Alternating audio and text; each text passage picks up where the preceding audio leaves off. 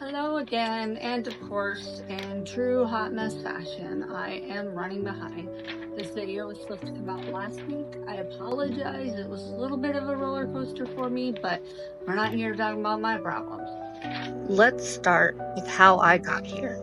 My professor, Dr. Matthew Vasquez, is the one who started me out on this journey, and I want to say thank you for bringing me peace for myself and hopefully peace for all the people watching now. I was so overwhelmed by my inability to function in daily life. I was at a crossroads where I didn't know where I was going and how I was going to get there, and if I was going to be successful in my career or if I was going to be successful in my life, period. And I met this client, and they had experienced an immense amount of trauma, and I was able to help that person change their lives for the better.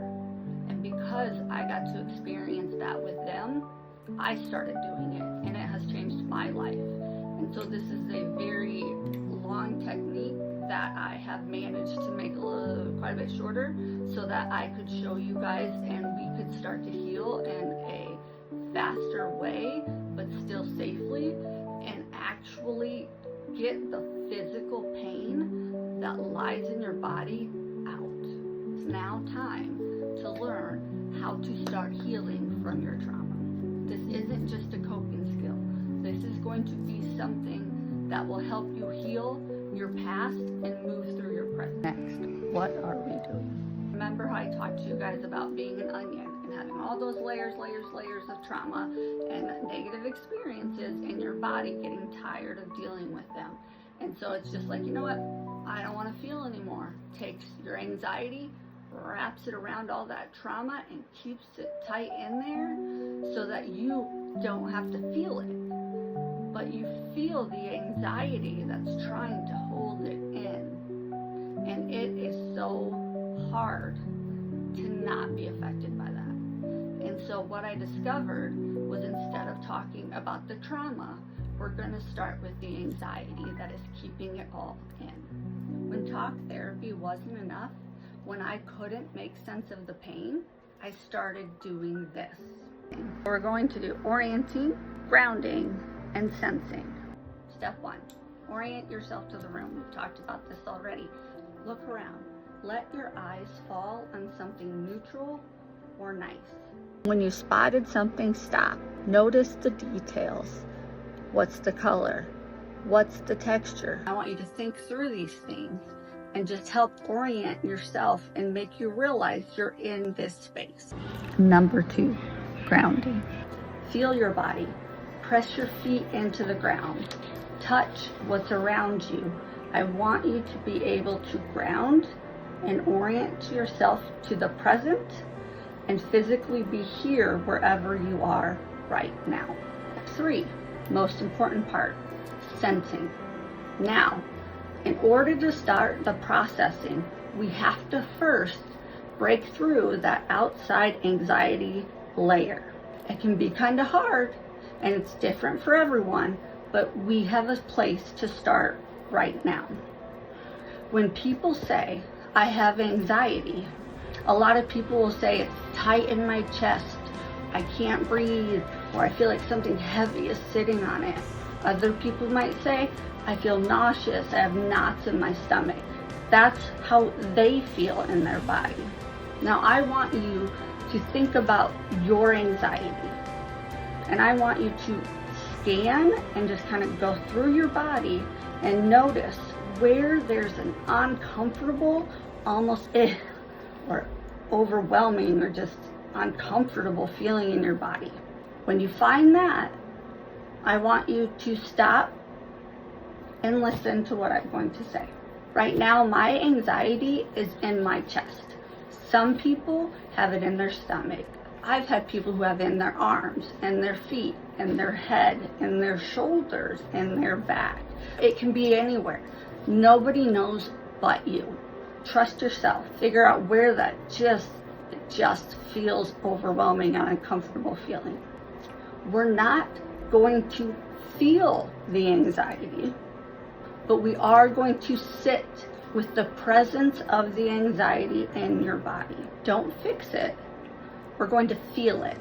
But when I say feel it, we're going to take 1 minute and we're going to sit here and we're going to recognize, acknowledge, pay attention to that uncomfortable feeling in your body.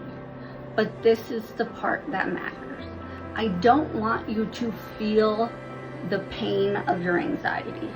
I don't want you to try to change it. I don't want you to try to do anything to it. All I want you to do is sit and recognize that it's taking up space in your body.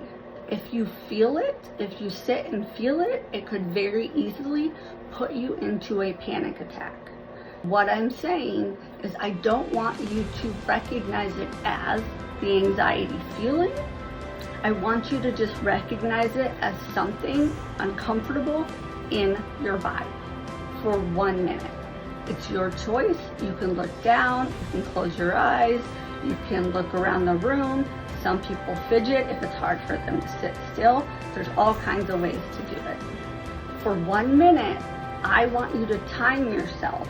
We're going to pay attention, acknowledge, notice that there's something taking up space in our body. I'm going to pay attention to the uncomfortableness right here.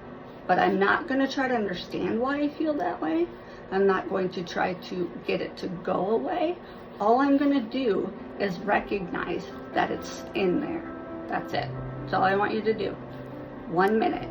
It may sound unbelievable, because it kind of is, because I would have never guessed that I could feel so much better doing this technique.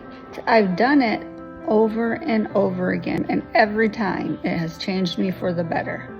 Now, let's try this together. We're gonna sit with your anxiety right now. So, once you've figured out where that anxiety is at, get ready to focus on the presence of it in your body. Remember, mine was in my chest, so I'm gonna focus on this. And we're gonna sit for 1 minute, okay? All right, we're gonna go for it. Go ahead.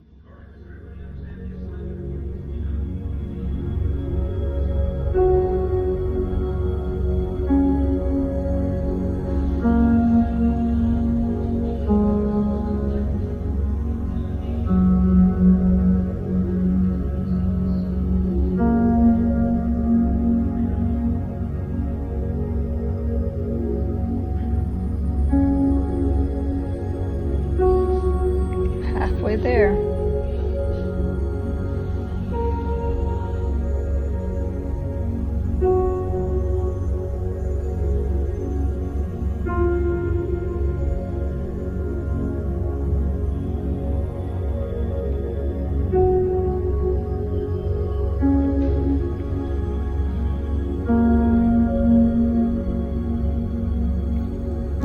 Okay, go ahead and stop.